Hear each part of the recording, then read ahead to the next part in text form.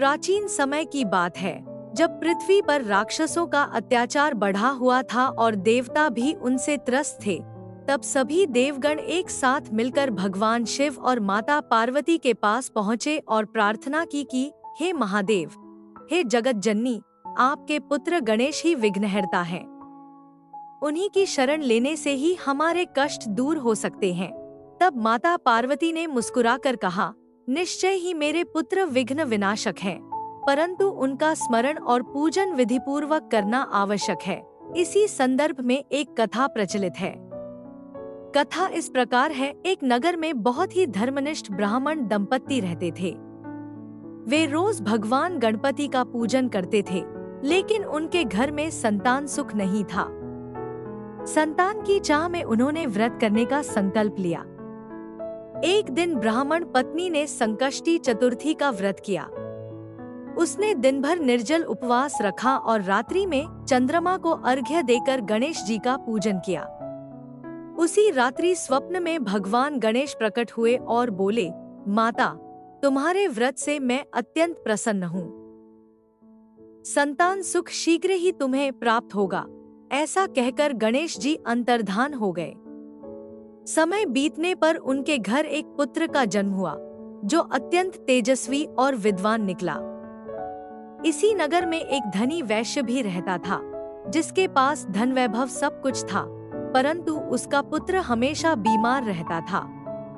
उसने ब्राह्मण पत्नी से रहस्य पूछा तो उसने बताया, हे भाई, यह सब संकष्टी गणेश चतुर्थी व्रत का प्रभाव है। वैश्य की पत्नी ने भी श्रद्धा से यह व्रत करना शुरू किया। एक बार संकष्टी व्रत के दिन उसने पूजा की, दिन भर उपवास रखा, संध्या समय कथा सुनी, चंद्रमा को अर्घ्य दिया और गणपति बप्पा से प्रार्थना की, हे विघ्नहर्ता, मेरे पुत्र को स्वस्थ कर दो। उसी रात गणेश जी उसके स्वप्न में आए और बोले, तेरी श्रद्धा से मैं प्रसन्न हूँ। तेरा पुत्र अब दीर्घायु और स्वस्थ रहेगा। सचमुच कुछ ही दिनों में उसका पुत्र पूर्ण रूप से स्वस्थ हो गया। समय बीता और व्रत का महात्म्य नगर गांव-गांव फैल गया। एक दिन राजा स्वयं इस व्रत का फल जानने के लिए व्रत करने लगे। उन्होंने दिन भर उपवास किया, संध्या समय कथा सुनी और चंद्र दर्शन करके अर्घ्य अर्पित किया। उसी रात उन्हें स्वप्न में गणेश जी के दर्शन हुए। गणेश जी ने कहा, राजन, इस व्रत के प्रभाव से तुम्हारा राज्य सुख समृद्धि से भर जाएगा, प्रजा खुशहाल होगी और तुम्हारे शत्रु पराजित होंगे। अगले ही दिन से राज्य में अन्नधन की वर्षा होने लगी और सभी कष्ट मिट गए। भगवान गणेश ने यह भी कहा, जो कोई भी आश्विन मास की संकष्टी गणेश चतुर्थी का व्रत करेगा, विधिपूर्वक कथा सुनेगा और चंद्रमा को अर्घ्य देकर मेरा पूजन करेगा, उसके सभी कष्ट नष्ट हो जाएंगे।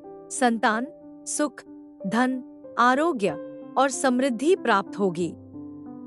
जो निःसंतान होंगे उन्हें संतान सुख मिलेगा, जो निर्धन होंगे वे धनवान होंगे और जिन पर विपत्ति होगी वे सुरक्षित रहेंगे।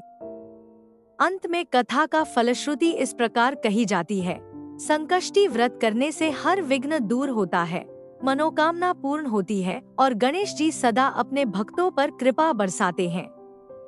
कि पितृपक्ष केवल एक कर्मकांड नहीं, बल्कि अपने पूर्वजों के प्रति कृतज्ञता प्रकट करने का श्रेष्ठ अवसर है। जैसे हम देवताओं की पूजा करते हैं, वैसे ही अपने पितरों का भी स्मरण करना आवश्यक है। पितृपक्ष के दौरान प्रातःकाल स्नान करके पवित्र होकर पितरों के नाम से तिलांजलि और पिंडदान करना चाहिए।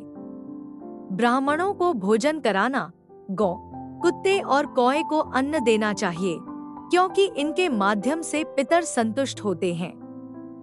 अंततः श्री कृष्ण ने युधिष्ठिर से कहा, हे धर्मराज, पितृपक्ष में किए गए श्राद्ध, पिंडदान और तर्पण से न केवल पितर संतुष्ट होते हैं, बल्कि मनुष्य को स्वयं पुण्य, शांति और मोक्ष की प्राप्ति होती है। जो लोग इस काल में श्रद्धा से अपने पितरों का स्मरण करते हैं, उनके घर में कभी दरिद्रता, क्लेश और रोग नहीं आता। इस प्रकार पितृपक्ष की यह कथा हमें सदैव अपने पूर्वजों के प्रति कृतज्ञ और आभारी बने रहने की प्रेरणा देती है।